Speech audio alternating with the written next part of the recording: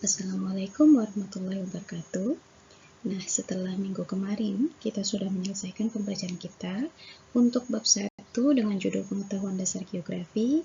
So, today, let's move on ke bab 2 mengenai pengetahuan dasar pemetaan.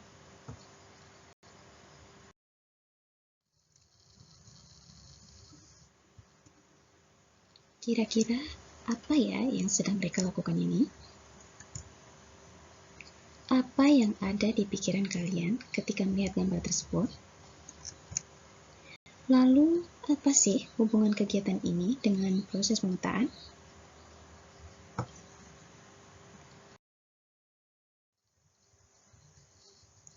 Nah, aktivitas seperti ini merupakan salah satu bentuk dari kegiatan inderaja atau biasa disebut dengan penginderaan jauh.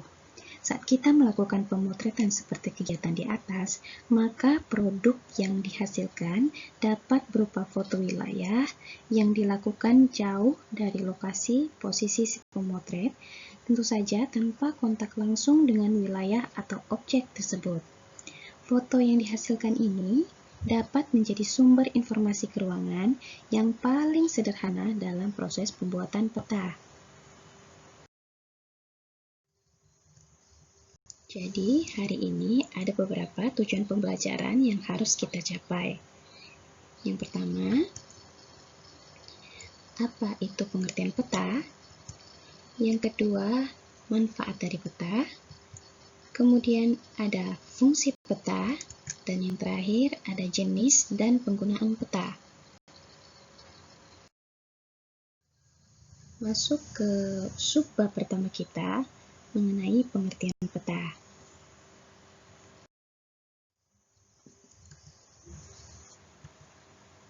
Jadi, tahukah kalian apa yang dimaksud dengan peta? Rata-rata dari kalian semua pasti tahu dengan peta. Bentukan peta pasti tahu kan? Karena jika kalian mau bepergian tapi tidak tahu dengan lokasinya, kalian semua pasti menggunakan yang namanya peta. Apalagi di zaman modern seperti sekarang, maps atau peta dibuat sedemikian canggihnya untuk mempermudah dalam penggunaannya, yaitu dengan menggunakan peta digital atau biasa kita sebut dengan Google Maps. Tapi, apa kalian tahu apa yang dimaksud dengan peta, jenis dan penggunaan peta, atau fungsi peta? Nah, jika kalian belum tahu, let's start studying.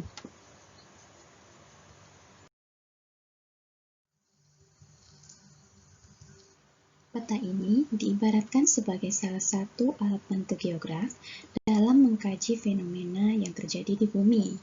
Menurut sejarahnya, pembahasan tentang pentingnya peta pertama kali dikemukakan oleh Claudius Ptolemeus di awal abad kedua pada tahun 87 Masehi sampai 150 Masehi.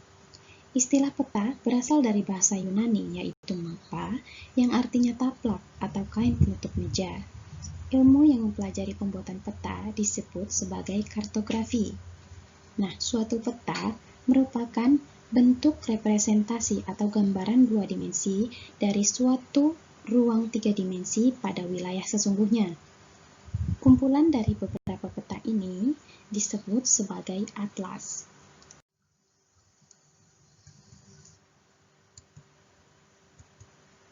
Masuk ke pengertian peta menurut para ahli.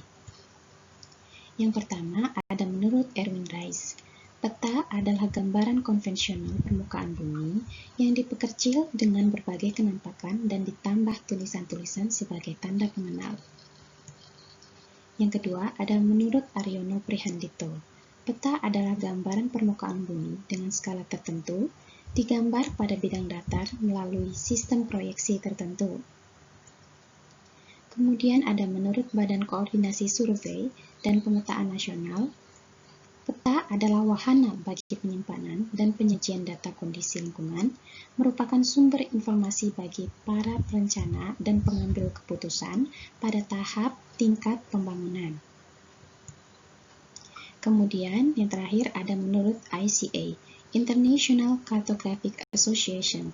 Peta adalah gambaran atau representasi unsur-unsur ketampakan abstrak yang dipilih dari permukaan bumi yang ada kaitannya dengan permukaan bumi atau benda-benda angkasa, yang pada umumnya digambarkan pada suatu bidang datar dan diperkecil atau diskalakan. Jadi, dari pengertian peta menurut beberapa ahli, kita dapat mengambil kesimpulan bahwasannya peta adalah gambaran umum atau konvensional permukaan bumi pada bidang datar dengan skala tertentu dan dilengkapi dengan informasi dan tulisan sebagai simbol. Kemudian masuk ke subbab kedua mengenai manfaat peta. Jadi, peta ini memiliki beberapa manfaat. Yang pertama, dapat memberikan sebuah gambaran mengenai fisiografis suatu tempat di muka bumi ataupun suatu daerah dalam wilayah tertentu, baik itu berupa iklim, jenis tanah, relief vegetasi yang tumbuh. Berikut relief suatu wilayah. Kemudian, dapat menunjukkan sekaligus memberikan gambaran tentang letak dan lokasi dari kawasan tertentu. Berikut objek geografis lain. Kemudian dapat menggambarkan ukuran baik itu bentuk, arah, jarak, dan luasan dari suatu objek. Kemudian dapat digunakan untuk mengetahui keadaan sosial, ekonomi, dan budaya dari suatu daerah berupa persebaran dan jumlah penduduk. Selanjutnya, dapat digunakan sebagai alat bantu dalam bidang pendidikan yang mempelajari tentang penampakan permukaan bumi dan segala jenis fenomena yang terjadi. Dan yang terakhir, dapat menjadi sebuah alat bantu dalam melakukan analisis di bidang penelitian. Kemudian, ada fungsi dan tujuan pembuatan peta. Jadi, peta itu dibuat bukan tidak memiliki fungsi atau tujuan. Fungsi dan tujuan pembuatan peta adalah yang pertama, memperlihatkan bentuk dengan jelas seperti bentuk benua, gunung, dan lain-lain. Kemudian, menunjukkan lokasi atau posisi relatif. Yang ketiga, memperlihatkan ukuran dengan skala tertentu. Kemudian ada mengumpulkan serta menyelesaikan data-data dari suatu tempat untuk dianalisis. Dan yang terakhir, untuk meningkatkan produktivitas dan membantu pekerjaan berupa konstruksi, navigasi, cuaca, atau lain sebagainya. Kemudian ada pembelajaran kita yang terakhir mengenai jenis dan penggunaan peta. Jadi jenis dan penggunaan peta dibagi menjadi dua bagian. Yang pertama, ada peta menurut komposisi. Nah, peta menurut komposisi ini dibagi lagi menjadi dua tipe. Yang pertama ada peta tematik. Peta umum atau tematik merupakan peta yang hanya menampilkan sebagian permukaan bumi yang ingin ditampilkan.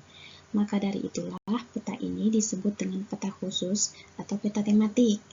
Peta tematik ini juga hanya menampilkan tampilan tertentu yang disesuaikan dengan tema, seperti peta yang dibuat khusus untuk menggambarkan kepadatan penduduk suatu negara, jenis iklim, persebaran jenis tanaman tertentu, data perubahan iklim, dan lain sebagainya.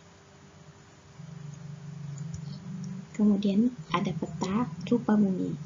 Peta rupa bumi adalah peta yang menggambarkan semua unsur-unsur topografi yang nampak di permukaan bumi, baik unsur alam seperti sungai, garis pantai, danau, hutan, gunung, semak belukar, dan lain-lain, maupun unsur buatan manusia seperti jalan, jembatan, pemukiman, pelabuhan, batas administrasi suatu wilayah.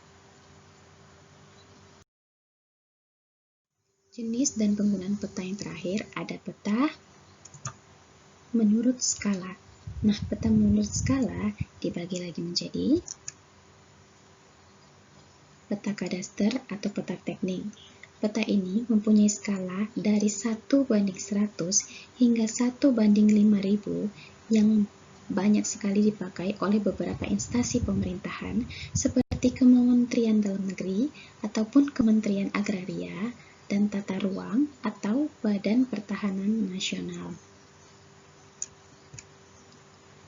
Kemudian ada peta berskala besar.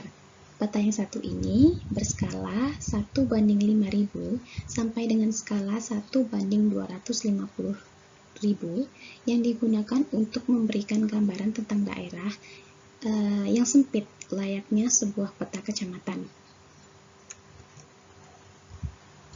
Kemudian ada peta berskala sedang. Peta yang satu ini berskala 1:250.000 sampai 1:500.000 yang digunakan untuk memberikan gambaran tentang daerah yang lebih luas dari peta berskala besar, seperti dalam peta provinsi. Dan yang terakhir ada peta berskala kecil. Peta yang satu ini berskala 1:500.000 sampai dengan 1:1 juta dan digunakan untuk memberi gambaran tentang daerah yang lebih luas seperti peta benua atau peta dunia. Jadi kesimpulannya, semakin kecil angka skala, maka gambar peta yang ditunjukkan akan semakin detail dan khusus karena perbandingannya lebih kecil, sehingga gambarnya pun jadi lebih detail. Seperti itu. Itu tadi penjelasan singkat saya mengenai pembelajaran kita kali ini. And then, we will stop here. I will come again next week. Jika kalian memiliki pertanyaan mengenai pembelajaran, you can ask to me. Be healthy guys, jangan nongkrong sembarangan, jauhi kerumunan, okay? Akhir kata, thank you for your attention. Wassalamualaikum warahmatullahi wabarakatuh.